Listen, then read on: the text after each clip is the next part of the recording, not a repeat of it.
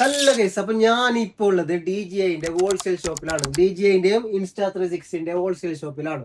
അപ്പൊ ഇവിടെ എല്ലാ തരം DJIന്റെ പ്രൊഡക്റ്റ് കിട്ടും. Insta360 കിട്ടും.